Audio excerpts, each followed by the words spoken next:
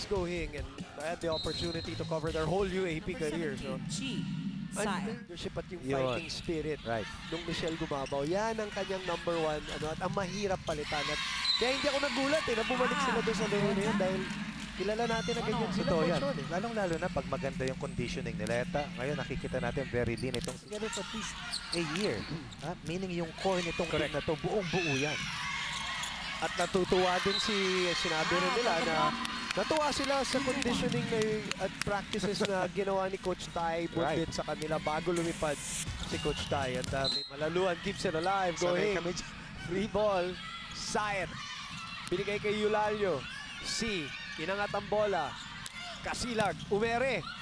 Ayun ang gustong-gusto ko all these years kay Kasilag. Galing talaga. At saka meron siyang style na mabilis. Hindi niya pinatatagal yung kanya swing. Hindi kailangan ng preparasyon na mahaba eh. Sila kumapit, sila ang kailangan bumalik dito. After one. Tama, dahil hindi naman pwedeng nasa comfort zone ka parati. Kailangan minsan ikaw ay uncomfortable para gumaling dahil doon ka gagawa ng paraan eh. Pagkatao, pakikisama, and of course yung skill sets na kailangan burahin dito sa second set. Galanza. What a take-off. Sa wakas, nakalusot. Dinaan sa smaller blocker na si Giselle C. Napangiti itong si Dadang dahil nagulangan sila rito ni Galanza. Ayan. Hindi naman ang gusto natin mangyari kasi gusto natin mas titindi ang bakbakan ng labanan natin. By the way, sinabi ko kanina, ang ating play days ay Monday, Wednesday, Saturday para samahan nyo kami na live.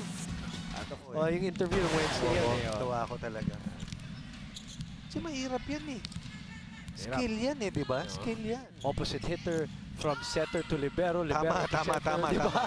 Ganyan yan yung challenge eh. Pero yan, from the back row na lumipad sa front line, yan si Myla Pablo. Kakayahan, kahusayan, batak na batak. Tignan mo kung paano lumipad.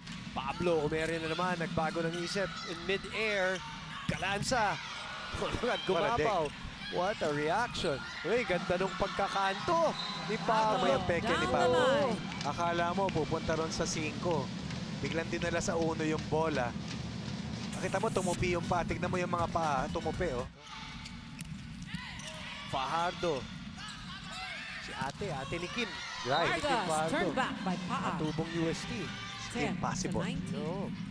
At ito na. Espinita babalik. Good luck po eh. Babalik. Papahinga muna si... Isa lamang ating pwedeng piliin. 25-21, 25-16, 25-17. Magbabalik po tayo dito sa ABS-CBN Sports in Action to wrap this baby up.